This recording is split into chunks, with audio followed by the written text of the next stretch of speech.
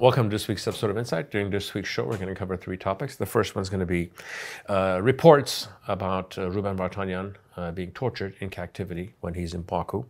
Then we're going to move on and talk about some reflections on Winefest this year in Yerevan. And we're going to close with a big blow-up in Armenian-Belarusian relations. The international legal team representing Ruben Vardanyan, who is an illegally held political prisoner in Baku, filed an urgent appeal with the UN Special Rapporteur on Torture on June 13th, imploring her to condemn the torture and ill treatment that the Azeri government has perpetrated against Mr. Vardanyan. Jared Genzer, who is the primary counsel to Mr. Vardanyan, stated, as I quote, "If Azerbaijan wants to be taken seriously on the international stage, and if it wants COP29 to be the COP for peace, then it must stop mistreating Ruben and release him and the other Nagorno-Karabakh political prisoners immediately." Mr. Genzer is 100% correct, which all of this takes us to what I call the weaponization of COP29. And for those of you who don't know what COP29 is, it's the UN summit that happens on a yearly basis on how to deal with the issue of global warming. Reflecting on Mr. Genzer's comments, obviously he's very correct, but it's also absurd for him to be making these points. These are points that our own government should be making because Mr. Vardanyan is a citizen of the Republic of Armenia.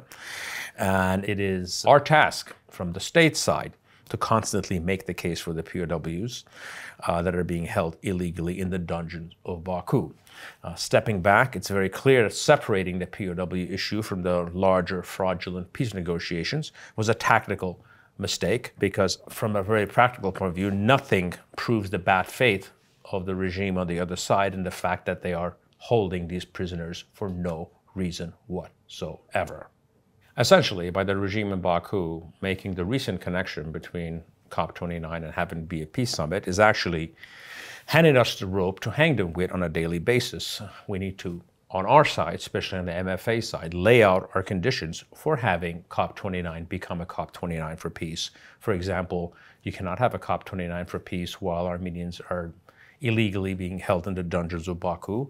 Second day, it could be you cannot be having a COP29 for peace when you're actually occupying Armenian territory, and on and on and on.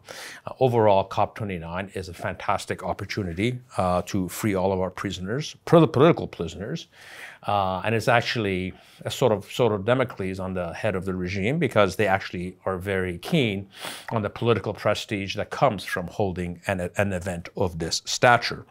There's going to be lots of campaigns by human rights and other environmental organizations that have already started that will be going against the holding COP29 in Baku.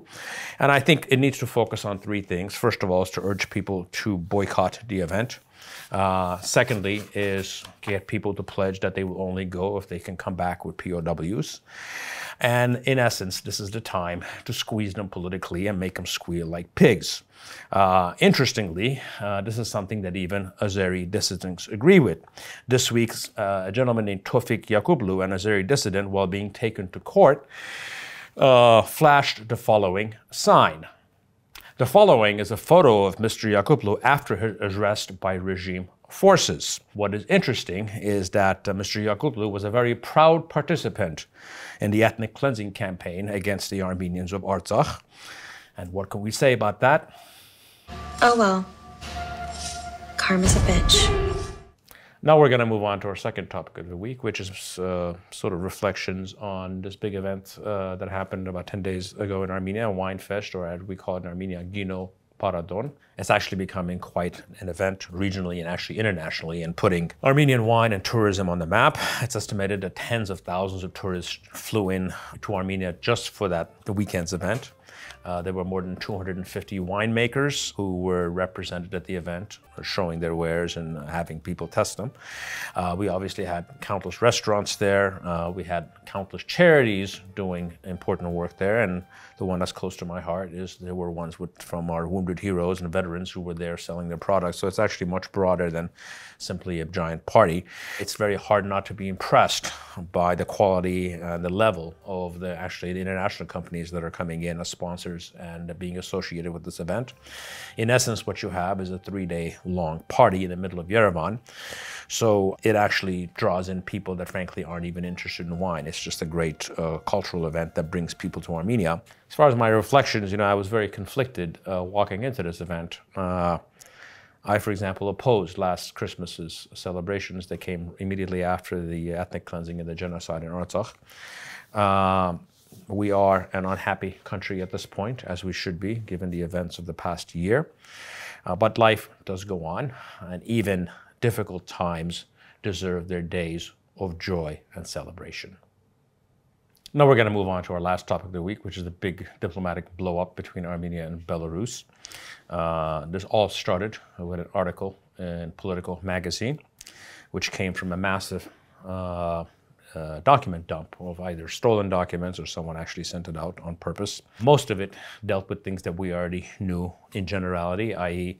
massive cooperation between the regime in Belarus and the regime in Baku in weapon sales and in technical and military help that enabled the ethnic cleansing and the war against Artsakh in 2020. And what this paperwork outlined is essentially the very specific information on the massive defense sales, who got paid, how, the amounts, things of that nature, the extent of the weapons deliveries in detail, and most importantly, the exact cooperation that was going on between these two regimes. All of this was going on while on paper, Belarus was actually a CSTO ally, an official ally by treaty of Armenia. What this led to is that the following day, the prime minister made a speech in parliament attacking the regime in Belarus and the CSTO. Armenia recalls its ambassador from Belarus. The Belarusian side did the same. He also declared, being the prime minister, that he'll never go to Belarus again while the dictator Lukashenko is still president. And at the same time, he banned Armenian government officials from visiting Belarus. In analyzing all of this, it's hard not to see that this was all coordinated as far as the leaks coming out in the article and the actions that followed later. Leaks most likely came from a foreign intelligence service that had a vested interest in blowing up these relations.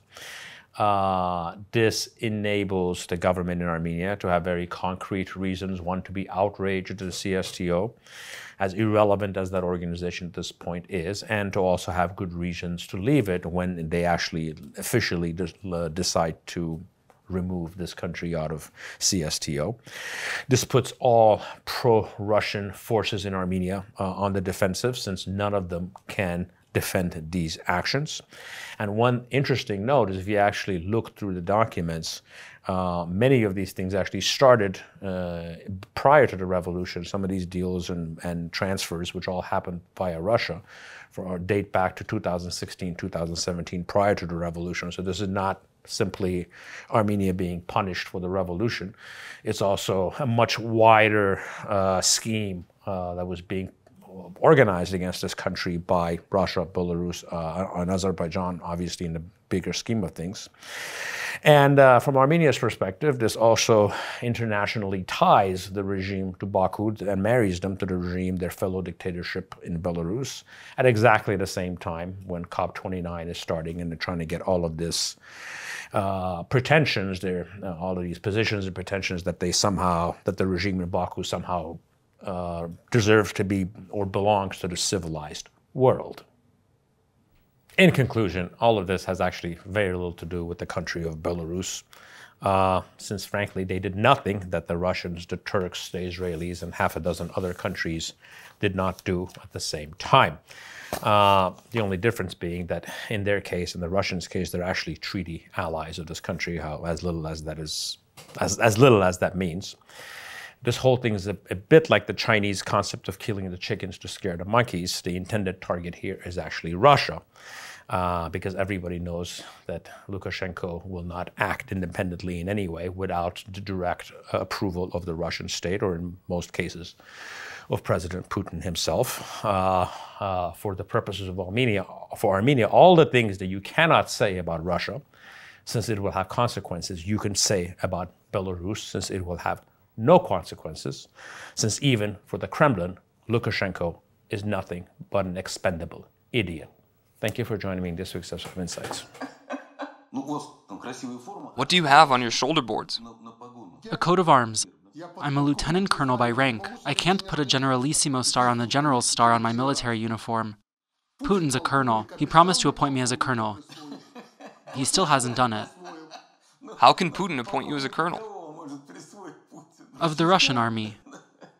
And how do you see this working? The president of independent Belarus being a colonel to the Russian army? So what? It's my problem, not yours. He promised it. Do it.